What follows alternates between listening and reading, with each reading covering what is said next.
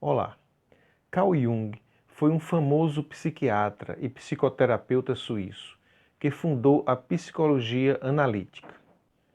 São dele os conceitos tão conhecidos de arquétipo e inconsciente coletivo.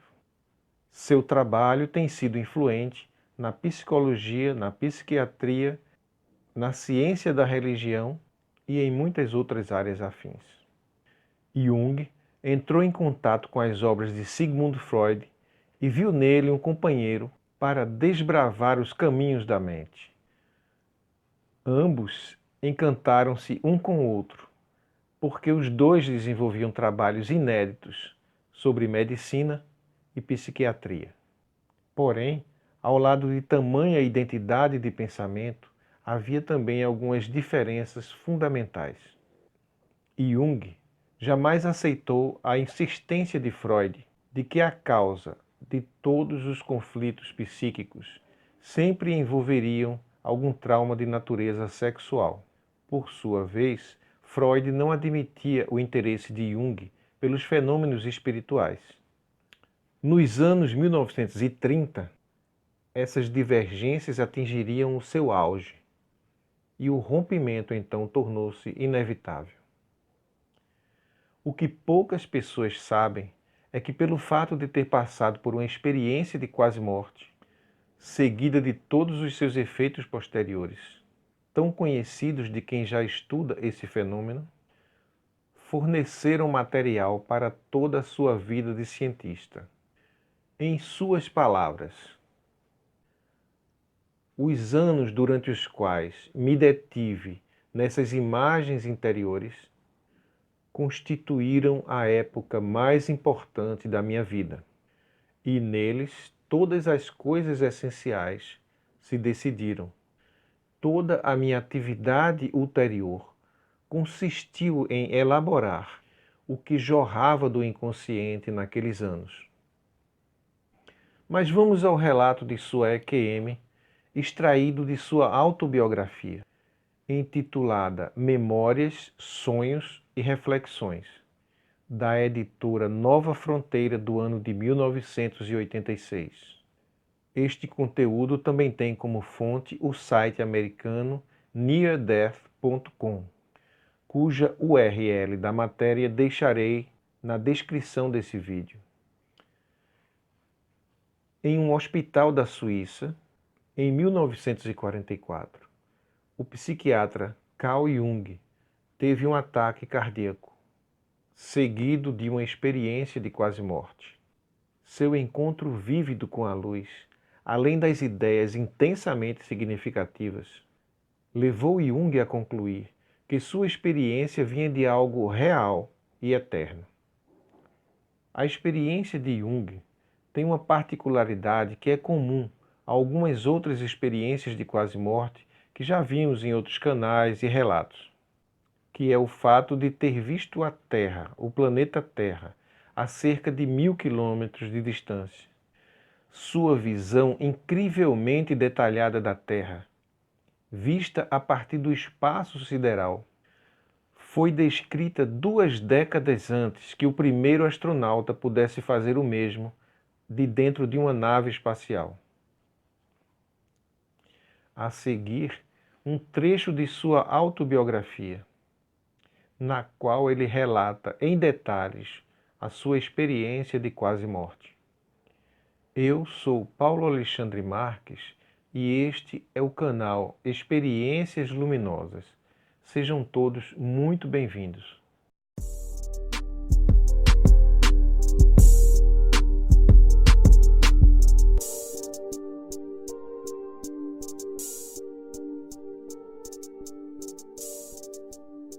No começo de 1944, eu quebrei o meu pé e essa desventura foi seguida por um ataque cardíaco. Em um estado de inconsciência, experimentei delírios e visões que devem ter começado quando eu estava à beira da morte e estava recebendo injeções de oxigênio e cânfora. As imagens eram tão tremendas que eu próprio concluí que estava perto da morte.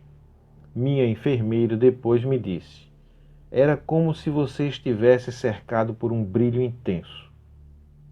Esse era um fenômeno que ela às vezes observava na morte, acrescentou.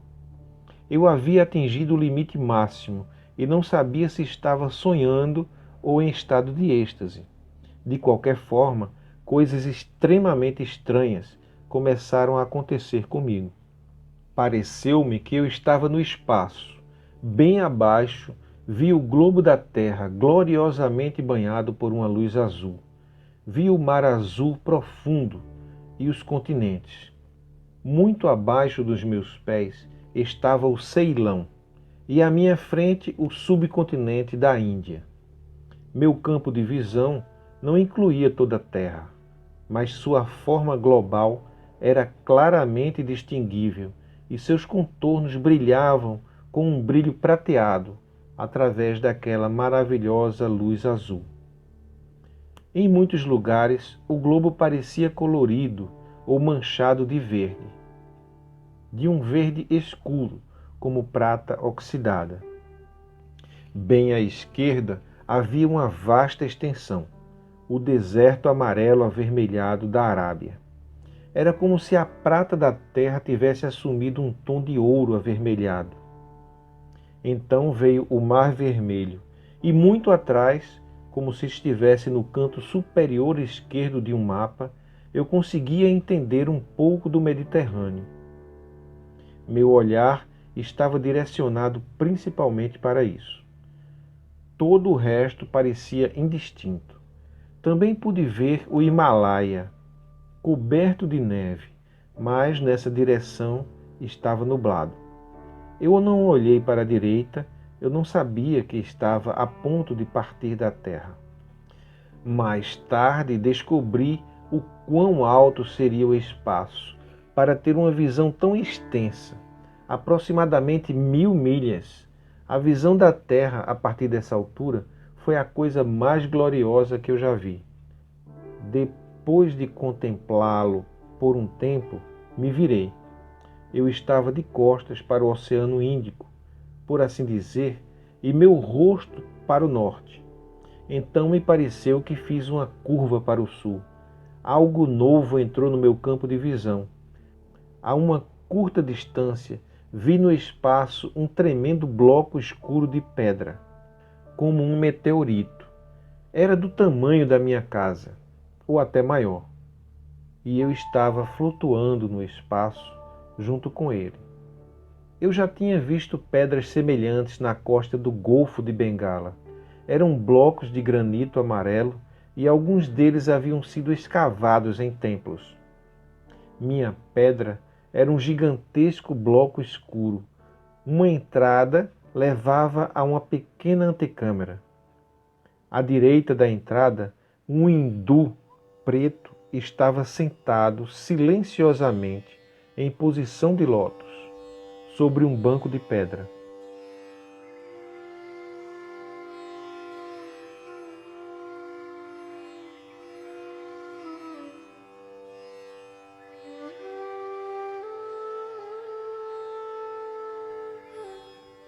Ele usava um vestido branco e eu sabia que ele me esperava. 2 degraus levavam a esta antecâmara e dentro, à esquerda, estava o portão do templo. Inúmeros nichos minúsculos, cada um com uma concavidade de pires cheia de óleo de coco e pequenas mechas em chamas, cercavam a porta com uma coroa de chamas brilhantes. Eu já tinha visto isto quando visitei o templo do Dente Sagrado em Kandy, no Ceilão. O portão fora emoldurado por várias fileiras de lâmpadas a óleo desse tipo. Ao me aproximar dos degraus que levavam à entrada da rocha, aconteceu uma coisa estranha. Tive a sensação de que tudo estava sendo jogado fora. Tudo o que eu visava, desejava e pensava, toda a fantasmagoria da existência terrena desapareceu ou foi arrancada de mim. Um processo extremamente doloroso. No entanto, algo aconteceu. Era como se agora eu carregasse comigo tudo o que já havia experimentado ou feito, tudo o que havia acontecido à minha volta. Eu também poderia dizer, estava comigo e eu era. Eu consisti em tudo isso, por assim dizer. Consisti em minha própria história e senti com muita clareza: é isso que eu sou. Eu sou esse pacote do que tenho sido e do que foi realizado. Essa experiência me deu uma sensação de extrema pobreza, mas ao mesmo tempo de grande plenitude. Não havia mais nada que eu quisesse ou desejasse. Eu existi de uma forma objetiva. Eu era o que tinha sido e vivido. A princípio, predominou o sentimento de aniquilação, de ter sido despojado ou pilhado, mas de repente isso se tornou sem importância. Tudo parecia passado. O que restou foi um fato consumado, sem nenhuma referência ao que havia sido. Não havia mais nenhum arrependimento de que algo tivesse desaparecido ou sido levado. Pelo contrário, eu tinha tudo o que era e isso era tudo. Outra coisa chamou a minha atenção. Quando me aproximei do templo, tive a certeza de que estava prestes a entrar em uma sala iluminada e encontraria ali todas as pessoas a quem pertenço na realidade. Ali eu finalmente entenderia. Isso também era uma certeza. Em que vínculo histórico eu ou minha vida se encaixava? Eu saberia o que tinha estado diante de mim, por que eu havia nascido e onde minha vida estava fluindo. Minha vida, como eu vivia, sempre me pareceu uma história que não tem começo nem fim. Tive a sensação de que era um fragmento histórico, um trecho para o qual faltava o texto anterior e o texto posterior. A minha vida parecia ter sido cortada de uma longa cadeia de eventos e muitas perguntas permaneceram sem resposta. Por que ele fez esse curso? Por que eu trouxe essas suposições particulares comigo? O que eu tinha feito deles? O que se seguirá?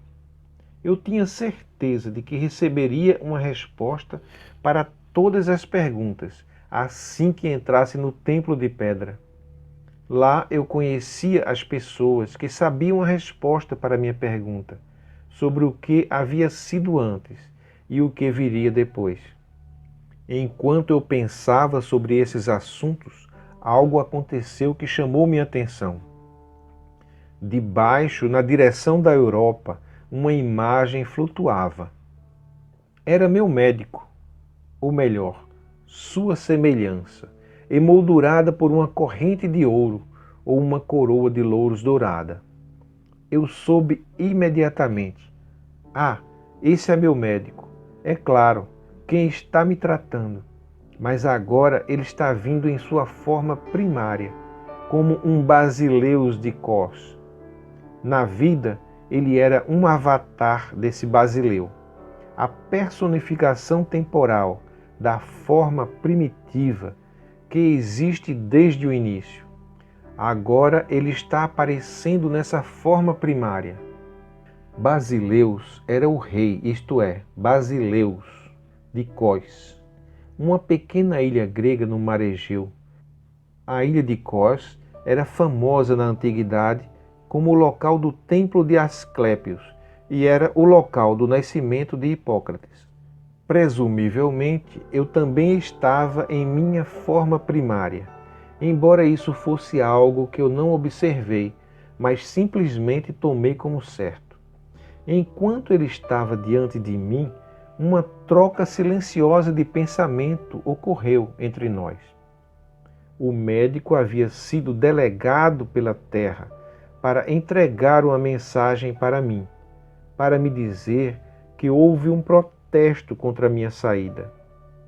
Eu não tinha o direito de deixar a terra e devia voltar.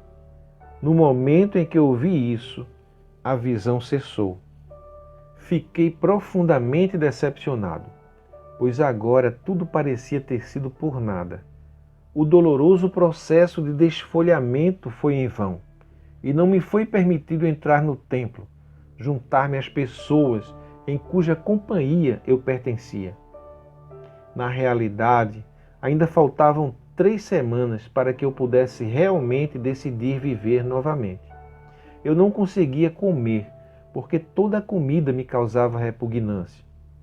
A vista da cidade e das montanhas do meu leito de doença parecia-me uma cortina pintada com buracos negros ou uma folha de jornal esfarrapada, cheia de fotografias que não significavam nada. Decepcionado, eu pensei: agora devo retornar ao sistema de caixas novamente, pois me parecia que além do horizonte do cosmos, um mundo tridimensional fora artificialmente construído, no qual cada pessoa se sentava sozinha em uma caixinha. E agora eu deveria ter que me convencer de novo que isso era importante. A vida e o mundo inteiro me pareciam uma prisão, e isso me incomodou além da medida. Eu deveria estar novamente encontrando tudo isso em ordem. Eu tinha ficado tão contente por perder tudo, e agora aconteceu que eu, junto com todo mundo, seria novamente pendurado em uma caixa por um fio. Enquanto flutuava no espaço, fiquei sem peso e não havia nada me puxando. E agora tudo isso era coisa do passado. Senti uma resistência violenta ao meu médico, porque ele me trouxe de volta à vida. Ao mesmo tempo, eu estava preocupado com ele. A vida dele está em perigo. Pelo amor de Deus, ele apareceu para mim em sua forma primordial. Quando alguém atinge essa forma, significa que ele vai morrer, pois já pertence à grande companhia. De repente, me ocorreu que o Dr. H teria que morrer em meu lugar. Eu tentei o meu melhor para conversar com ele sobre isso, mas ele não me entendeu. Então fiquei com raiva dele. Porque ele sempre finge que não sabe que é um basileu de Cos e que ele já assumiu sua forma primordial. Ele quer me fazer acreditar que ele não sabe disso. Isso me irritou. Minha esposa me reprovou por ser tão hostil com ele. Ela estava certa, mas na época eu estava zangado com ele por teimosamente recusar falar de tudo o que havia passado entre nós em minha visão. Droga! Ele deveria prestar atenção em seus passos. Ele não tem o direito de ser tão imprudente. Quero dizer a ele para se cuidar. Eu estava firmemente convencido de que sua vida estava em risco. Na verdade, eu fui seu último paciente. Em 4 de abril de 1944, ainda me lembro da data exata em que me foi permitido sentar na beira da cama pela primeira vez desde o início da minha doença.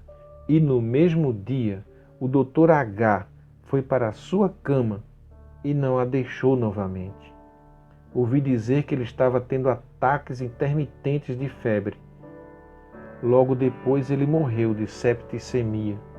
Ele era um bom médico. Havia algo de genial nele. Caso contrário, ele não me pareceria com um príncipe de Cos.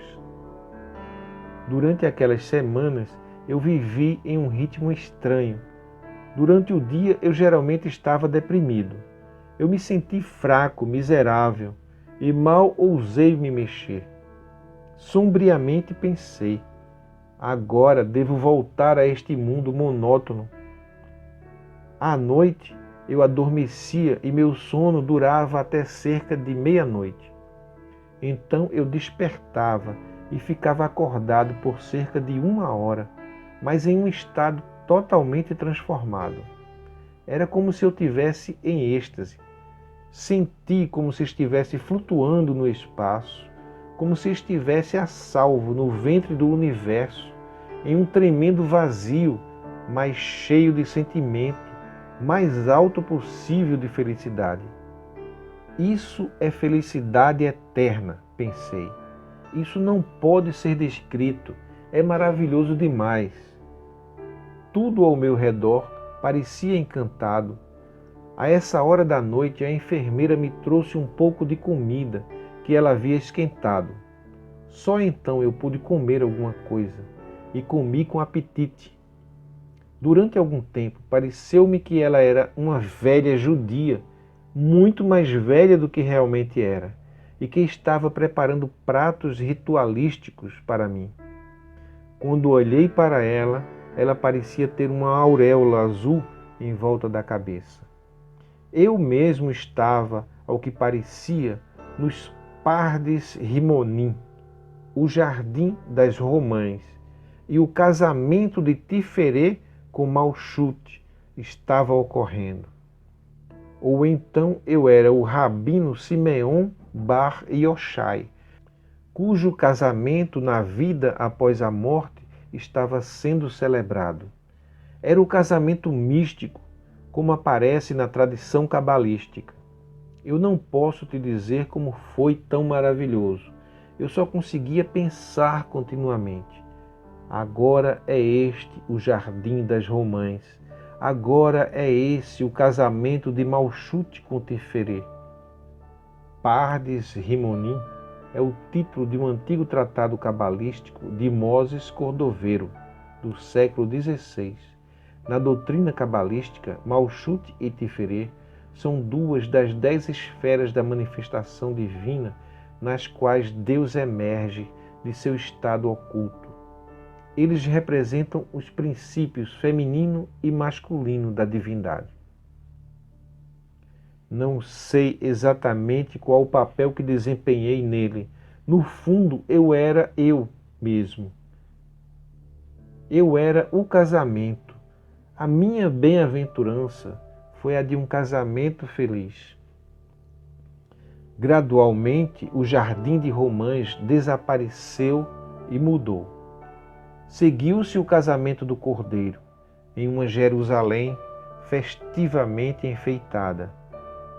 Não consigo descrever em detalhes como era. Esses eram estados inefáveis de alegria. Anjos estavam presentes, assim como luz. Eu próprio fui o casamento do Cordeiro. Mas isso também desapareceu e surgiu uma nova imagem, a última visão. Subi em um amplo vale até o fim, onde começou uma suave cadeia de colinas. O vale terminou em um anfiteatro clássico, magnificamente situado na paisagem verde. E ali, nesse teatro, os hierosgamos estavam sendo comemorados. Dançarinos, homens e mulheres, subiam ao palco e em um sofá enfeitado de flores, o pai de Zeus e Hera consumaram o casamento místico, como é descrito na Ilíada. Todas essas experiências foram gloriosas. Noite após noite, flutuava em um estado de pura felicidade, repleto de imagens de toda a criação. Gradualmente, os motivos se misturaram e empalideceram. Geralmente as visões duravam cerca de 1 hora. Então eu adormecia novamente. Quando a manhã se aproximava, eu sentia. Agora a manhã cinzenta está voltando. Agora vem o mundo cinza com suas caixas. Que idiotice, que absurdo hediondo. Esses estados interiores eram tão fantasticamente bonitos que, por comparação, este mundo parecia absolutamente ridículo. Quando me aproximei da vida novamente, eles ficaram mais fracos e quase 3 semanas após a primeira visão, cessaram por completo.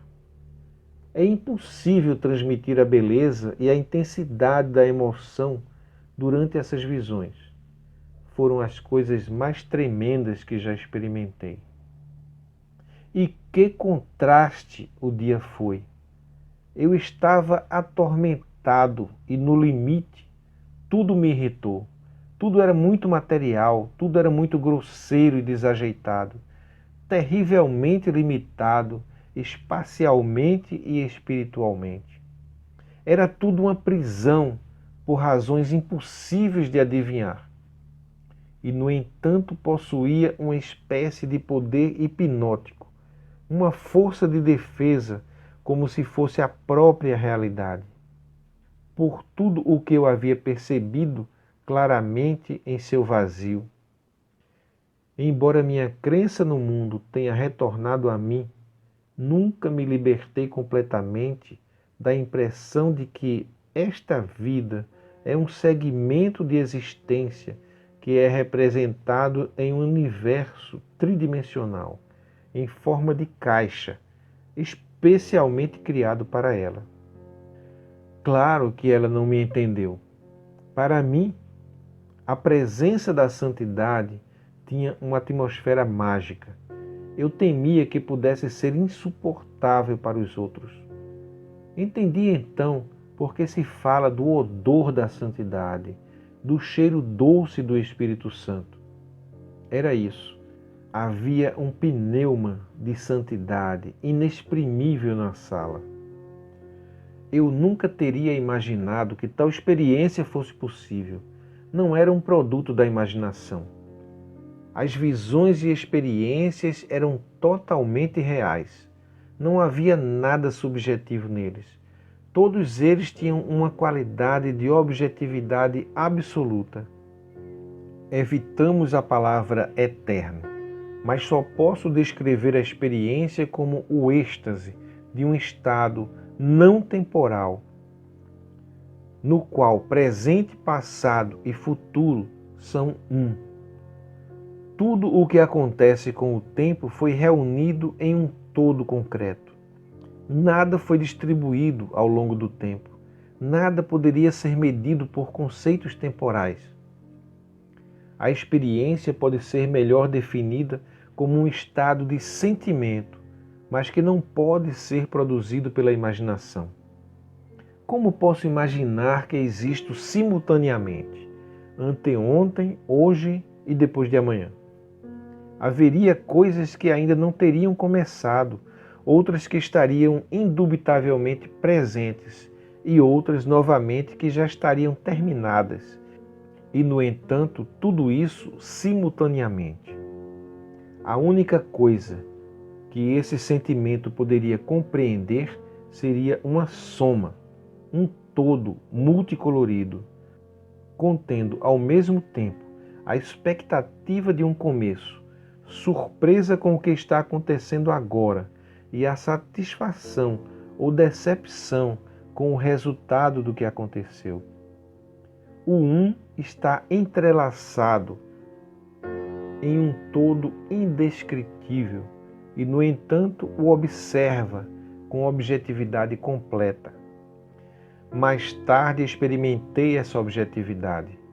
Isso foi depois da morte da minha esposa.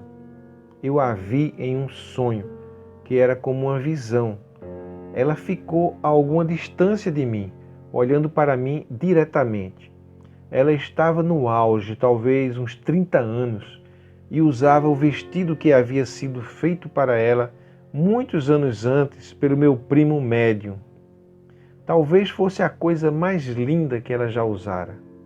Sua expressão não era alegre nem triste, mas objetivamente sábia e compreensiva, sem a menor reação emocional, como se estivesse além da névoa de afetos. Eu sabia que não era ela, mas um retrato que ela havia feito ou encomendado para mim. Continha o começo de nosso relacionamento, os eventos de 53 anos de casamento e o fim de sua vida também. Cara a cara com tal totalidade, fica-se sem palavras, pois dificilmente pode ser compreendido. A objetividade que experimentei nesse sonho e nas visões faz parte de uma individuação completa. Significa desapego das avaliações e daquilo que chamamos de laços emocionais. Em geral, os laços emocionais são muito importantes para os seres humanos, mas eles ainda contêm projeções e é essencial retirá-las para alcançar a si mesmo e a objetividade. Relações emocionais são relações de desejo, contaminadas por coerção e restrição. Algo é esperado da outra pessoa, e isso faz com que ela e nós mesmos não sejamos livres. A cognição objetiva está oculta por trás da atração do relacionamento emocional. Parece ser o segredo central. Somente através da cognição objetiva é possível a verdadeira compreensão do todo. Após a doença, um período produtivo de trabalho começou para mim. Muitas das minhas principais obras foram escritas somente então.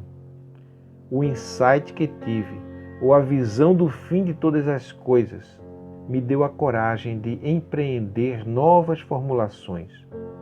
Não tentei mais expressar minha opinião, mas me entreguei à corrente de meus pensamentos. Assim, um problema após o outro se revelou para mim e tomou forma. Outra coisa também veio na minha cabeça. Eu poderia formulá-lo como uma afirmação das coisas que elas são. Um sim incondicional àquilo que é, sem protestos subjetivos, a aceitação das condições de existência, como as vejo e as entendo.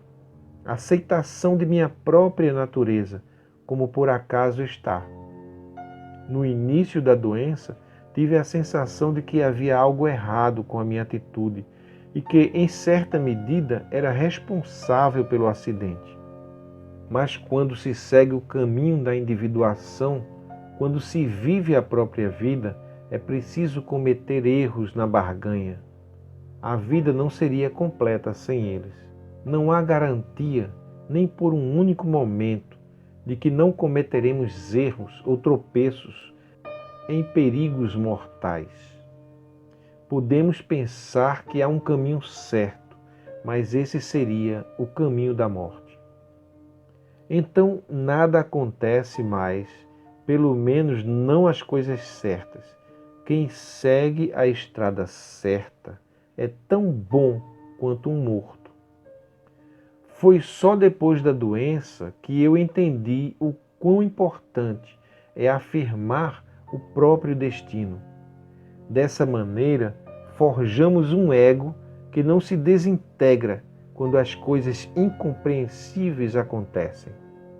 Um ego que persiste a verdade e que é capaz de lidar com o mundo e com o destino.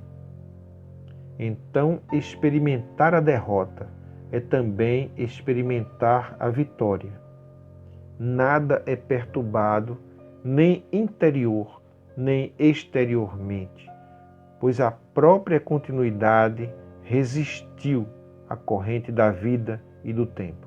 Mas isso só pode acontecer quando não se intromete inquisitivamente com o funcionamento do destino. Também percebi que é preciso aceitar os pensamentos que acontecem dentro de si por sua própria vontade, como parte da realidade de alguém. As categorias de verdadeiro e falso estão, é claro, sempre presentes, mas porque não são vinculativos, ocupam o segundo lugar.